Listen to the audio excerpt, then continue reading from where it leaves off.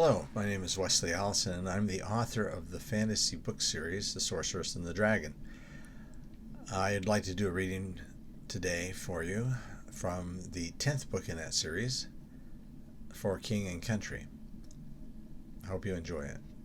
Chapter 14, Monsters. Iolana, Esther, and Willer Amris stood looking out of the observation window on the promenade deck as the great airship SS Windlass descended toward St. Ulysses Malanta. Below them, rapidly approaching, was the airfield. All around it, stretching out in every direction, were thousands of buildings made of mud brick. They were still too high to make out the people. "You see," said Iolana, "it's just as I said. Dreadful." "It reminds me of a great anthill or something," said Willa. "They don't really look like proper houses at all." "Very astute," said Iolana. "Don't worry. We won't be staying long." "There you are," said a voice behind them. They turned to find Mrs. Nethercott in traveling clothes.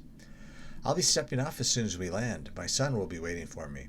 I just wanted to say goodbye to you young ladies. It was a pleasure being your dining companion." "Thank you," said Iolana. "Good luck."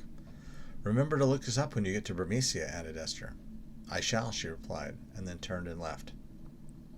"Shouldn't we be getting ready too?" asked Esther. "Everything is packed," said Willa. As soon as we land, we can get off." "And get to the train station as soon as possible," said Iolana. The trio did not leave the airship as soon as it landed, however, but stepped down the gangplank an hour later. Even though the three females each carried suitcases, they were followed by two stewards loaded down with their luggage. Once on solid ground, they were approached by a man in a suit. "Lady Iolana, Lady Esther, miss." "Oh, Mr. Stigby, isn't it?" observed Iolana. "Yes, I've been sent to invite you to the royal yacht." "We were rather hoping to get right to the train station. Princess Terra would very much like you to join her for a meal and possibly stay over one night."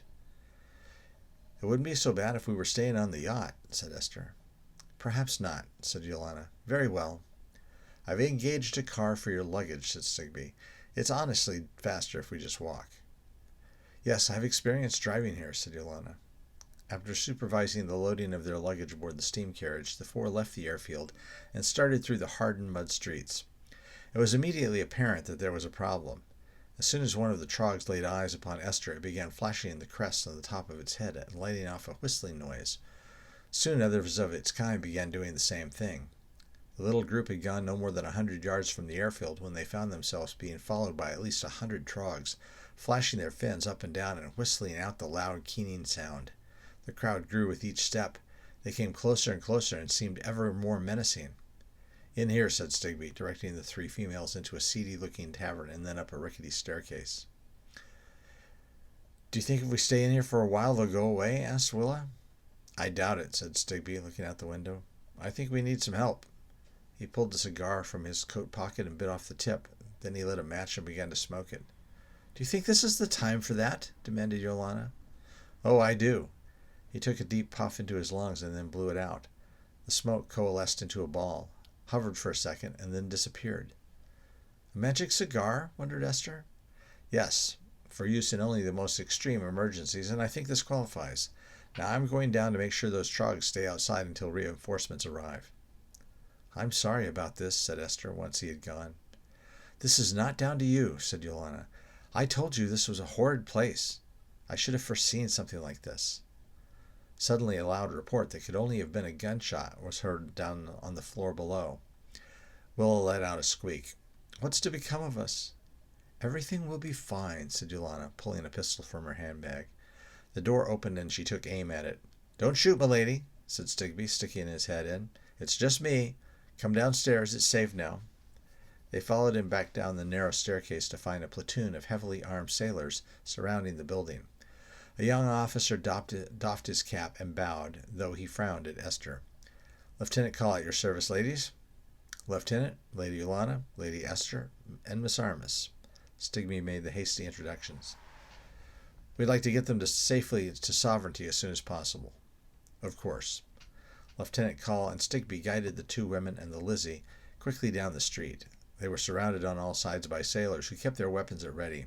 The trogs continued their whining noise and the flashing of their fins, but dared not come close. In an hour they reached the dock and the two wrecked ships. "It seems you've had some trouble," said Terra, standing beside the great rope that moored HMS Sovereignty to the dock. "Good Kafira, you're fat," said Esther. "She's not fat, stupid," said Iolana. "She's Pruggers." She rushed forward to give her cousin a great hug. "Oh, Earthworm, you are so beautiful." "Come aboard the ship, cuz. Obviously the heat has made your mind go weak." Terra led them up to the aft lounge, where they sat in comfortable chairs while the stewards brought them tea and sandwiches. "I hope you don't mind an informal tea. I'm a bit off my feet, I'm afraid." "How far are you along, dear?" asked Esther. 20 weeks. "With you and the prince as parents," said Willa, "the child will be so beautiful." "Thank you, Willa," said Terra. "Where is Clytus?" said Esther. "Oh, he's visiting the brewery today. I was originally planning to go, but I just didn't feel like it. It's still a week until the Festival of Lanterns, but I've already grown tired of this country. Still, we must show the locals that they're part of the Empire." "Well, better you than me, cuz," said Iolana. "I plan to get to the train station just as soon as possible." "You must spend the night with me at least," said Terra. "I've not had any female company in months." "It might be wise, considering the problems with the locals," added Stigby. "We have the Marines. They can escort you to the train tomorrow." "Well, all right," said Iolana. "We'll make a girls' night of it. We'll stay up, braid each other's hair, eat snackies, and tell each other of our adventures." "And we can dance naked in the moonlight," said Terra. "You are such an odd monkey," said Iolana. Some time later, Prince Clytus returned to Sovereignty just in time for dinner. He and Bob stepped onto the sun deck just as the ladies were preparing to sit down. He gave his wife a quick kiss before hurrying to Esther and kissing her on the snout. "How are you doing? I heard you had a scare today." "It was quite frightening," said Esther. "Mr. Stigby had everything under control," said Iolana, stepping forward and offering her hand, which Clytus bent at the waist to kiss. "Of that I have no doubt." They took their places at the table: Clytus, Terra, Esther, Willa, Iolana, Stigby, and Bob. Dinner was bangers and mash, along with a salad of alligator pear mixed with citrus slices. "I hope you don't mind dinner not being more upscale," said Terra. "I've had so much posh food recently. I just want a bit of comfort tonight." "You can't go wrong with bangers and mash, that's what I always say," said Willa, though she blushed afterwards, realizing to whom she was speaking. "I couldn't have said it better myself," said Bob. "And may I say you are looking particularly lovely this evening, Miss Armis." "Do the two of you know each other?" asked Terra. "We've met several times when His Highness visited the Deschampagne house," replied Bob. "I'm glad you three have had a chance to visit with us for a bit," said Clytus. "It's still going to be a fortnight before we sail for Bermesia, and the trip will take another fortnight. We have to stop at Martindale, Prince Tybalt, and some of the new settlements." "Couldn't you send Terra ahead so she could be with her family?" asked Esther. "This must be exhausting for her." "I've offered to do that." "My place is by my husband," said Terra. "I've talked to Governor Burnby, and he agrees with me that it's best that you ladies get to the train station early in the morning," continued the prince.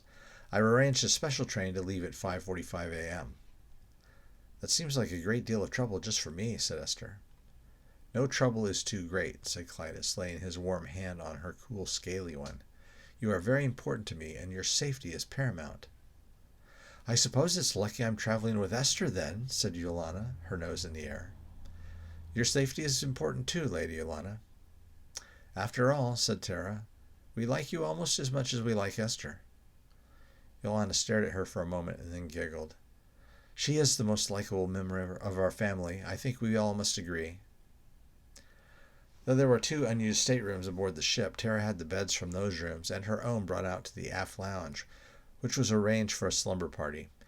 They did all the things that Iolana had earlier suggested, including braiding each other's hair and recounting the stories of their journeys. Esther and Willa were struck dumb with shock upon hearing the story of Terra dancing practically naked on Isla Terra. Iolana, however, looked as though she expected nothing less. "You should have had a photograph taken. I still have pages left in my Wild Woman of Bermesia scrapbook." Late in the evening, Terra caught Esther and guided her out onto the deck next to the railing. "Can you keep a secret, dear?" "I think you know well enough I can," said Esther. To this day, Iolana doesn't know who hid the draft of her book on the history of Bermesia in a file labeled Idle Thoughts. And she better never find out, said Terra. Clytus is too young to be a widower. So, what's the secret? I've arranged for a special coming home reception for Iolana. That's the secret, and there's more. I need you and Willa to absent yourself at the proper moment. We don't get a welcome too? This is a special welcome just for Iolana, and it is very important that she is alone when she receives it. Can I count on you? You know you can. Good. Early the following morning, Iolana, Esther, and Willa were escorted to the train station by a platoon of well-armed Marines. A suggestion had been made that Esther should be placed in a large crate to be hidden among the luggage, but both Esther and Iolana had rejected the idea. Esther did consent to covering herself with a veil, though no one considered it much of a disguise. In any case, none of the Trogs seemed willing to threaten anyone with 40 armed guards. The train, already steaming away at the platform when they arrived, consisted of only an engine, a coal tender, and 3 coaches. The first of the coaches was one of the newer sleeper cars, set up with 4 separate staterooms. Each contained 2 fold-down beds, a chair, a table, and a private privy with a sink and flush toilet. The second coach was a lounge car with comfortable chairs and large windows. The final coach was a dining car with a waitstaff. All in all, the train was very much like the others that Iolana had traveled on, though they usually had many more sleeper coaches and at least a few more traditional cars with seats for second-class passengers. Even she was surprised that they were the only 3 travelers. The train pulled out of the station at precisely 6:15, and all 3 were happy to be on their way out of St. Eulixius.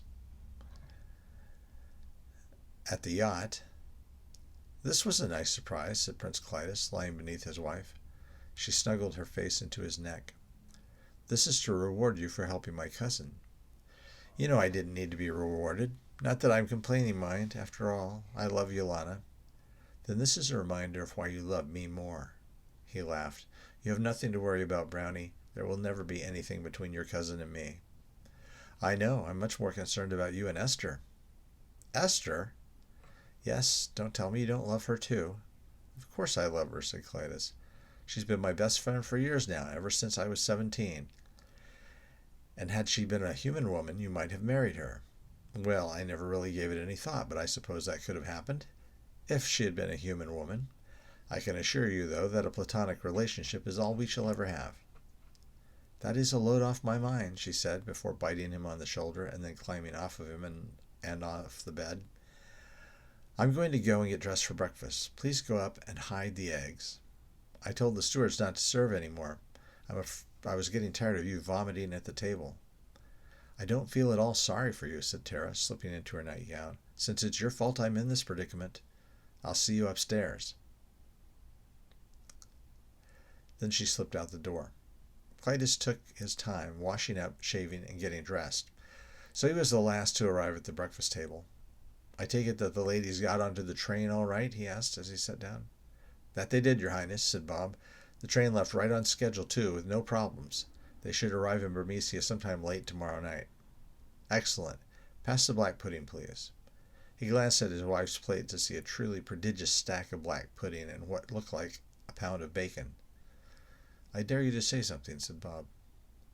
"Would you like some beans, Brownie?" Clytus asked his wife while staring at Bob. "Why, yes, thank you, Bully." He passed the bowl of baked beans. "I'm going fishing with Lord Erstwhile and the governor today. There's a real possibility of Bob drowning, I'm afraid." "Ryan and I will be going too," said Terra. "Are you sure, Brownie? What if you get seasick?" She gave him the sort of look most people reserve for half-wits. "I've been living on this boat for months now. I'm more likely to get seasick if I go ashore." "Well, all right then. Stop smiling, Bob." "Who's smiling?" grinned Bob.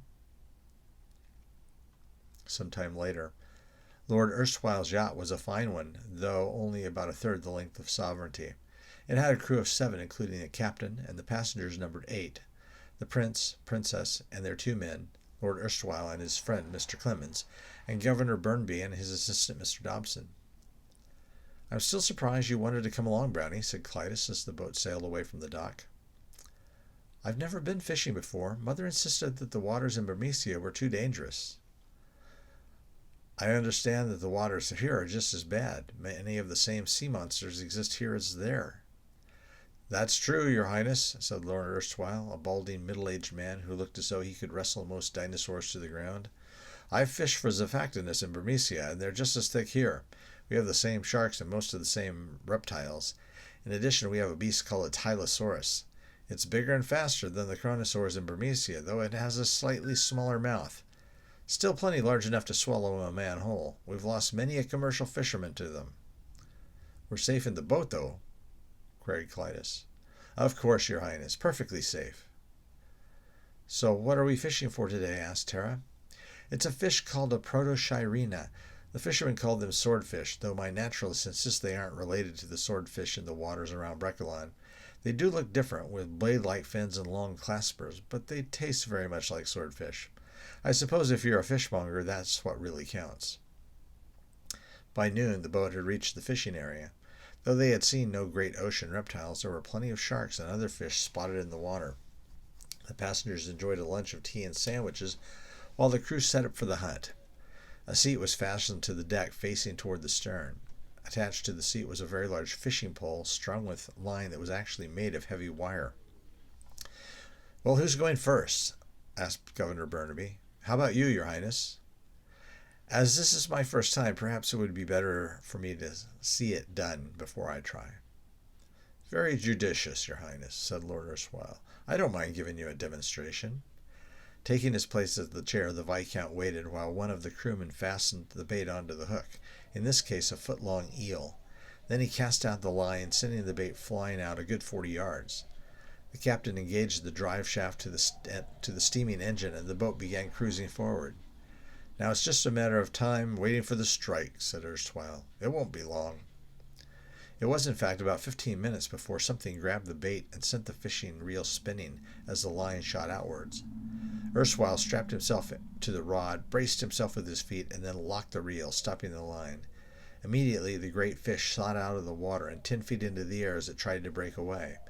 It was very clearly their chosen prey. It was at least 10 feet long, including its pointed snout. The fishermen began reeling in the struggling monster. It was a war between man and fish. The fish fought valiantly for more than 30 minutes until it finally let itself be reeled in close to the stern of the boat. Erstwhile handed the rod over to Mr. Clemens and then slumped down in his seat, his face white and his clothes soaked through with perspiration. Clemens held the rod high as two crewmen prepared to hook the fish through the gills with a fishing gaff. Governor Burnaby and Mr. Dobson both crowded forward to get a better look over the side. Suddenly, a huge shape shot up from the deep, and a massive maw opened right beneath the swordfish. An enormous grayish-green body shot out of the water as the beast swallowed the fish in one bite. Rising 30 feet above the startled fishermen, more of the body was still hidden beneath the waves. It dropped down right onto the starboard rear corner of the craft, sending it bobbing like a toy boat in a bathtub. Terra felt herself fly high into the air. Then suddenly she was in the water.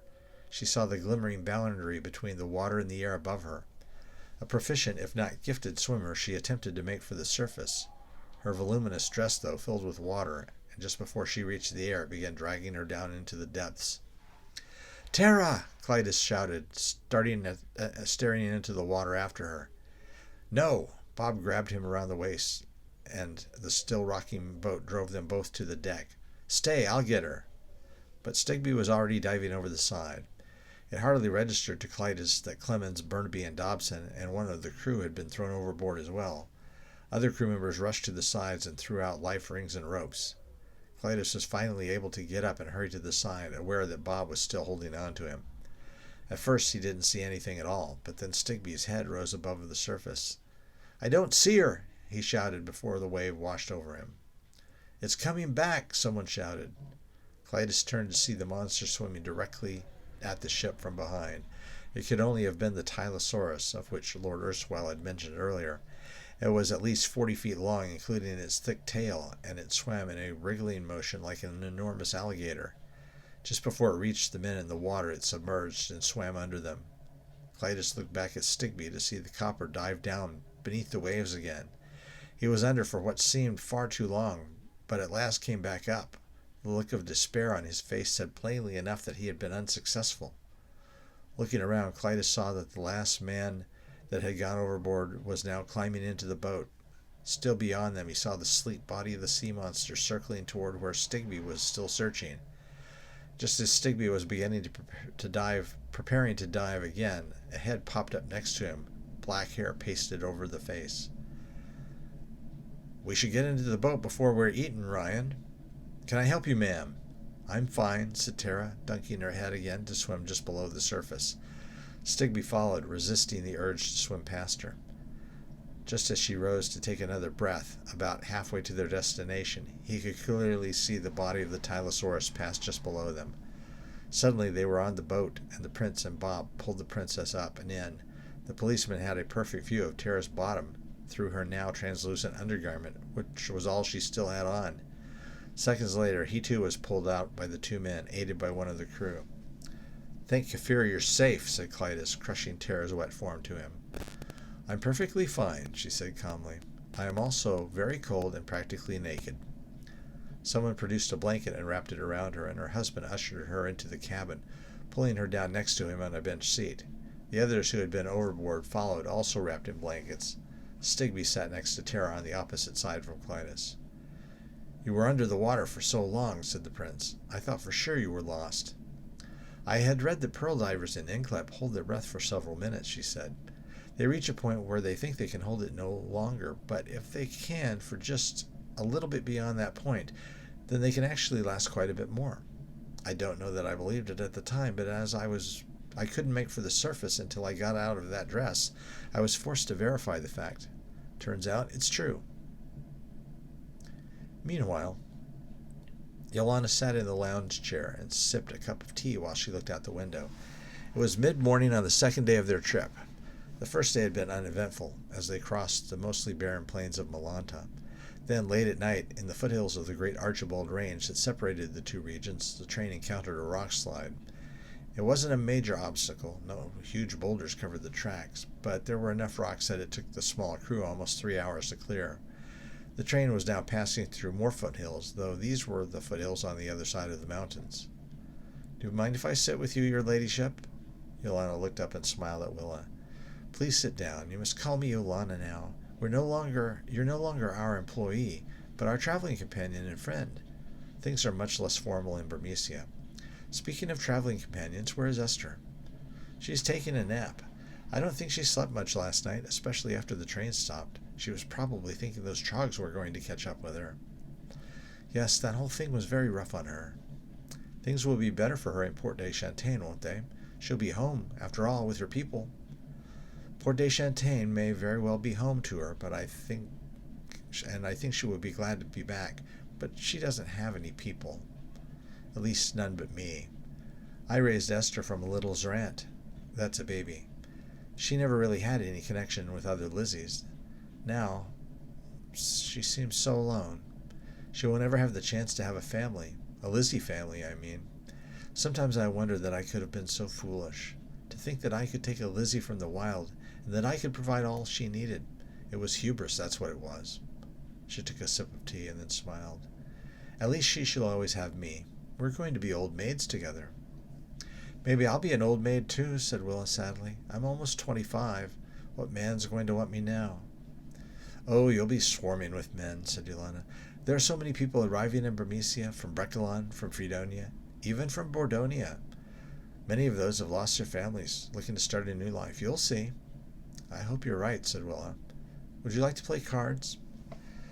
"No, I'm sorry," said Iolana. I think I would like to be alone for a while, if you don't mind terribly. We can catch up at lunch." "Of course," said Willa, getting up. "I'll just go check on Esther." Iolana ended up skipping lunch, but met again with Willa and Esther too at the tea time in the dining car. The fare was simple but delicious. The waiter brought them cheese and cress sandwiches, squash soup, and chocolate biscuits. "This soup is delicious. I'll bet Alwyn Finkler still owns the concessions on this train," said Esther. "He owns all the best restaurants in Burmecia." "Burmecia just keeps looking better and better," said Willa. "I confess that the closer we get, the more excited and more nervous I feel," said Iolana. "Why are you nervous, dear?" asked Esther. "I don't know. Just everything. I don't know if I'm strong enough to handle life there any more." "Are you joking?" said Esther. "You're the girl who wrote and published a history of Burmecia when she was 8. When you were 14, you stopped a war. I was that girl. Now I'm the woman who has spent the last 10 years of life living in self-imposed exile from everything that caused conflict in my life. Esther put her arm around Iolana's shoulders. Iolana, you are the strongest, bravest, most remarkable person I've ever heard of. If it wasn't for you, I wouldn't even be here. You've done amazing things, and I have no doubt that you will continue to do amazing things in the years ahead. You're right, of course. I am amazing, really. Iolana's smirk said that she recognized both the truth and the humor in her statement. And you know what, Esther? You're pretty damned amazing, too. Oh, I know it, said Esther. We're both so amazing, I don't know how Willa can stand to be in the same room with us. You two should be a comedy act in vaudeville, said Willa, taking a bite of sandwich. You're both a caution. Well, we have to keep you entertained on this long, boring train ride, said Esther. That evening, just after dinner, the train was forced to stop again. This time a large herd of triceratops was crossing the track. The engineer blew the whistle, but the beasts still took their time moving onward. I'm afraid we're quite behind our schedule, the conductor told Iolana. I'm sorry, but it looks like we won't be arriving at the station until almost 4 a.m. Well, there's no help for it, said Iolana. I suppose we can engage a Lizzie to take us home in a rickshaw even at that hour. I'll be happy to telegraph ahead to the governor and let her know of your arrival time. Would you like to include any additional information? No. Just let her know when we will arrive. Iolana went to her stateroom and undressed, climbing into the little bunk, but she had a difficult time getting to sleep, despite the soothing motion and noise of the rails. When she woke, the train was already slowly approaching the station. Looking out the window, Iolana could just make out dozens of 10- and 12-story apartment buildings amid the tall redwoods and giant maples. After washing up in the privy, she donned a green day dress that she had been saving for her arrival, and carefully arranged her flowing golden hair beneath a stylish green hat. The train had been in the station for almost 5 minutes before she stepped out of the stateroom. She expected Esther and Willa to be waiting impatiently for her, but neither were. She knocked on Esther's door, but the Lizzie stepped out of Willa's instead. Willa isn't ready, she said. What do you mean? Well, she just woke up. Just this minute. It's going to be a while before she's ready to step off. Oh, well, I guess we'll just have to wait. No, you go ahead. Your mother probably has someone to pick you up. I'll wait for Willa, and then we'll follow with the luggage. If there's more than one car, you can leave one. Otherwise, we'll engage a couple of rickshaws. Well, that seems silly. We can just wait and go together. I didn't want to say, said Esther, but Willa's having a problem of a very personal nature, and she would be mortified if anyone found out. I'll help her get it sorted, and then we'll be along.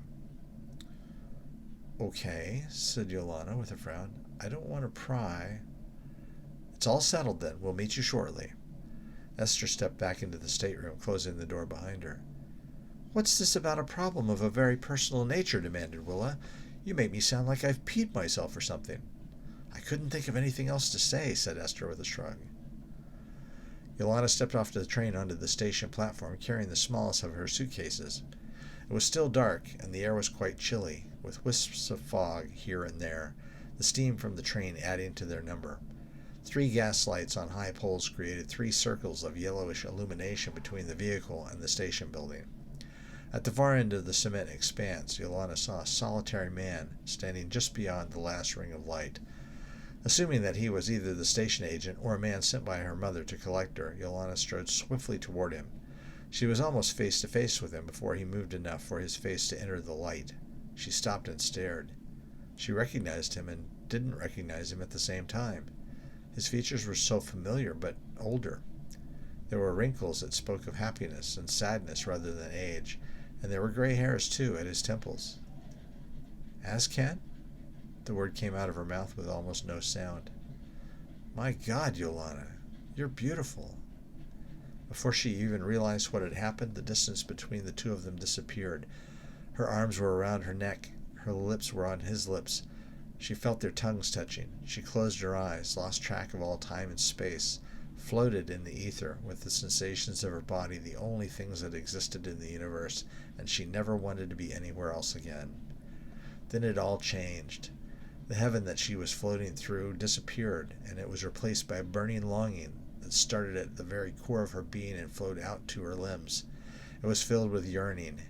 She didn't know what she was yearning for, but she caught a glimpse of it when she ran her hands up and down his body.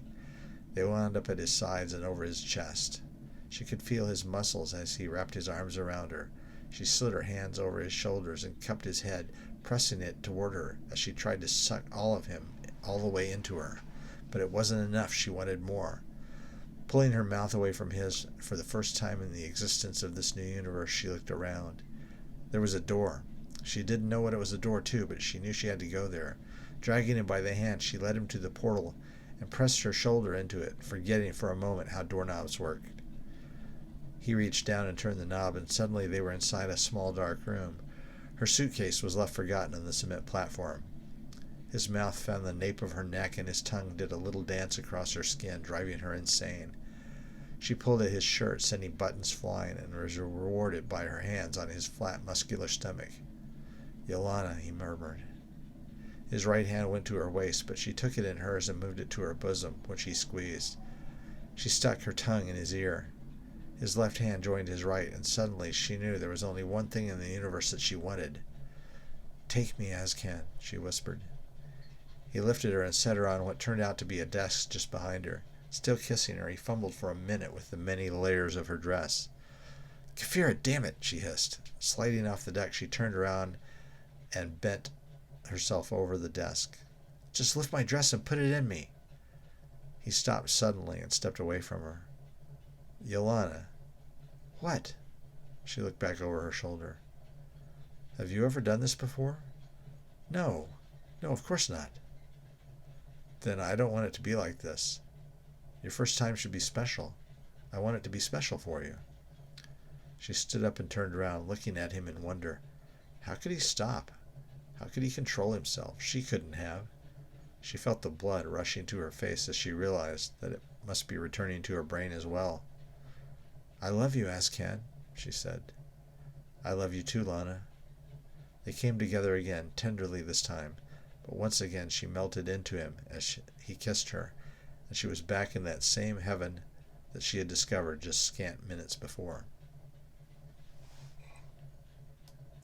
Thank you for joining me in this book reading. I want to give a special shout out to my Patreon supporters, whose names you'll see on the screen. You can see more previews on my YouTube page, as well as my website, www.wesleyallison.com. And thank you. Have a great day. Stay safe. Bye-bye.